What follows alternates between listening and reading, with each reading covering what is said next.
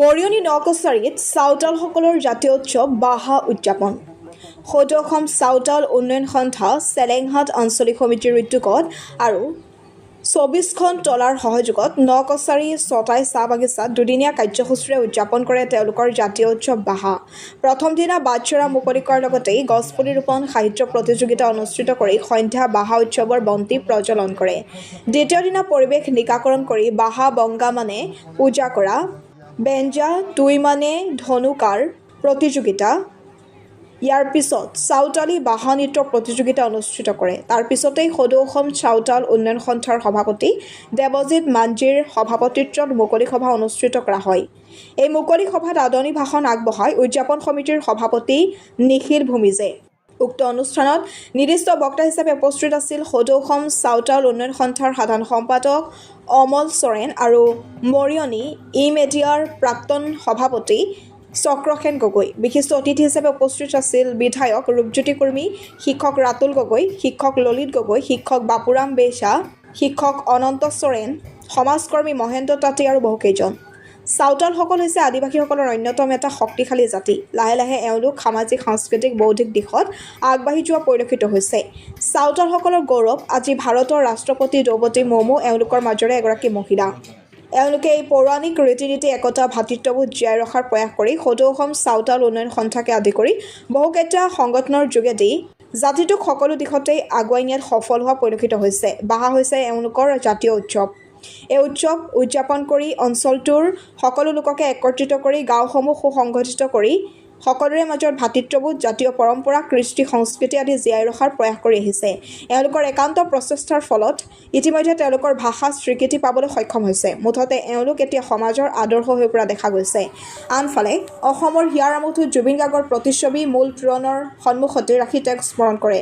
চাওতালসকলৰ গৌৰৱ ভাৰতৰ ৰাষ্ট্ৰপতি দ্ৰৌপদী মুৰ্মুৰ প্ৰতিচ্ছবি আৰু ডক্টৰ বাণীকান্ত কাকতিৰ প্ৰতিচ্ছবি মঞ্চৰ সন্মুখত স্থাপন কৰি তেওঁলোকক সন্মান জনায়। দুদিনীয়া কাৰ্যসূচীৰে অনুষ্ঠিত কৰা এই বাহা অনুষ্ঠান দেওবাৰে নিশা সাংস্কৃতিক অনুষ্ঠান অনুষ্ঠিত কৰি বিভিন্ন জাতীয় গীত নৃত্য পৰিৱেশনৰ শেষত সুকলমে সামৰি পৰে। জয় জয়তে সদৌ অসম চাওতাল উন্নয়ন সন্থা তৰফৰ পৰা বাহা উৎসৱ আৰু আগন্তুক অসমীয়া নৱবৰ্ষলৈ সকলোলৈ অসমবাসীলৈ স্বাগতম জনাইছোঁ। আজি ছটাই বাগান খেলপথাৰত সদৌ অসম চাওতাল উন্নয়ন সন্থা চেলেঙাট আঞ্চলিক সমিতি, সদৌ চাওতাল ছাত্ৰ সন্থা চেলেঙাট আঞ্চলিক সমিতি আৰু ২৪খন টলাৰ চাওতাল ৰাইজৰ উদ্যোগত আৰু ছটাই মৰাণ তলা, ছটাই ৮ নম্বৰ তলা, জানুম তলা, মগৰৈ তলা আৰু ফুকনহাবি তলাৰ আতিথ্যত বাহা উৎসৱ চেলেঙাট আঞ্চলিক ভিত্তিত বাহা উৎসৱ অনুষ্ঠিত হৈছে।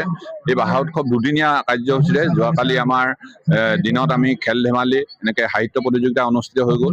গধূলি বাহা উৎসৱৰ জাগৰণৰ বন্তি প্ৰজ্বলন কৰে আমাৰ আঞ্চলিক মাঝি বাবা জিতেন টুডু ডাঙৰীয়াই আৰু নাইকে আছিলে আগনু মুৰ্মু ডাঙৰীয়া। আৰু আজি ৰাতিপুৱাই আমাৰ পতাকা উত্তোলন কাৰ্যসূচী হৈছে। তাৰপিছতে আমি বাহা বংগা, চাওতালৰ বাহা উৎসৱৰ মেইন বাহা বংগা যি আমাৰ জাহেৰ থান আৰু মাঝি থানত আমাৰ বংগা পূজা কৰা হয়। আমাৰ আগনু মাৰ্ডি আৰু জিতেন টুডু ডাঙৰীয়াই আমাৰ তেখেতসকলৰ দায়িত্বত আছিলে। তাৰপিছতে আমাৰ মুকলি সভা আৰু লগতে আমাৰ চাওতালী বাহা নৃত্য প্ৰতিযোগিতা অনুষ্ঠিত হৈ যায়।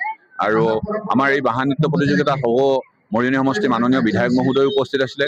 লগতে ই-মেডিয়া সাংবাদিক নিৰ্দিষ্ট বক্তা হিচাপে চক্ৰসেন গগৈ ডাঙৰীয়া আছিলে, সাধাৰণ সম্পাদক অমল চৰেণ ডাঙৰীয়া আছিলে আৰু কেইবাজনো বিশিষ্ট ব্যক্তি আমাৰ মাজত উপস্থিত আছিলে। আৰু কিছু সময়ৰ পিছতে আমাৰ আধুনিক চাওতাল গীতৰ সৃষ্টিশীল নৃত্য প্ৰতিযোগিতা অনুষ্ঠিত হ'ব, চাওতাল সাজপাৰ প্ৰতিযোগিতা হ'ব আৰু ৰাতিলৈ সাংস্কৃতিক সন্ধিয়া অনুষ্ঠিত হ'ব। আমাৰ এই গোটেইখিনি কাৰ্যত আমাৰ চাওতাল জনগোষ্ঠীয়ে সকলোৱে ওতঃপ্ৰোতভাৱে জড়িত হৈছে। আৰু আমাৰ চাওতালৰ যি বৈশিষ্ট্য, অসমৰ যি খিলঞ্জীয়া জনগোষ্ঠীৰ বৈশিষ্ট্য, নিজস্ব বৈশিষ্ট্য আমি এই অনুষ্ঠানটোত প্ৰতিফলিত কৰিব বিচাৰিছোঁ। আমি তোৰণতে লগাইছোঁ আমাৰ চাওতালৰ যি ভাষা লিপি প্ৰস্তুতকৰ্তা আমাৰ পণ্ডিত ৰঘুনাথ মুৰ্মু ডাঙৰীয়া, আমি তেখেতক সন্মান জনাইছোঁ। আমি জুবিন গাৰ্গ ডাঙৰীয়াক সন্মান জনাইছোঁ। আৰু লগতে আমি তাত আমাৰ ভাৰতৰ মহামহিম ৰাষ্ট্ৰপতি দ্ৰৌপদী মুৰ্মু ডাঙৰীয়াকো আমাৰ মঞ্চৰ কাষতে আমি স্থান দিছোঁ।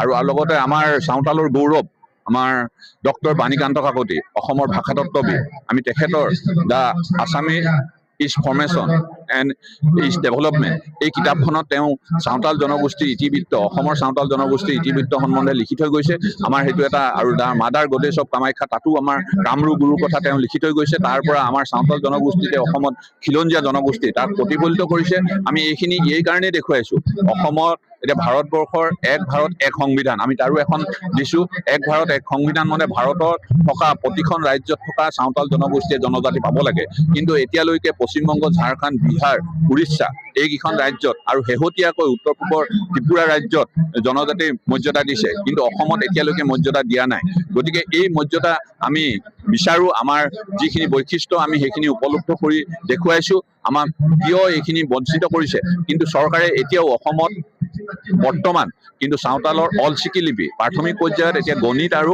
বিজ্ঞানৰ গণিত আৰু সাহিত্যৰ দুখন কিতাপ প্ৰস্তুত কৰি তেওঁলোকে পাঠদান আৰম্ভ কৰিছে আমি সেয়েহে আমি ধৰিব পাৰিছোঁ তেওঁলোকেও নিজেও ভাবে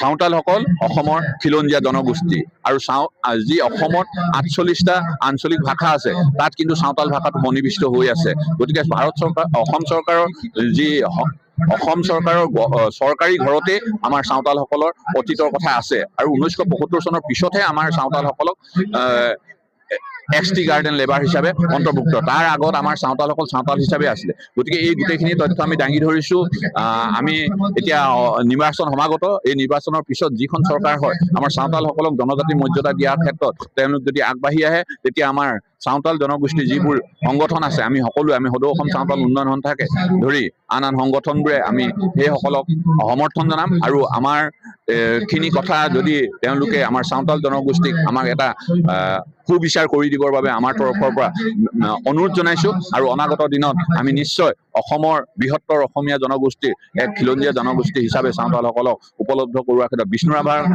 যি অসমীয়াৰ সংখ্যা তাতো আমাৰ আছে গতিকে এইখিনি কথা আপোনাৰ আগৰ এই মিডিয়াৰ যোগেদি আমি দাঙি ধৰিছোঁ মৰিয়নিৰ পৰা সূৰ্য দাসৰ ৰিপৰ্ট এন এক্সপ্ৰেছ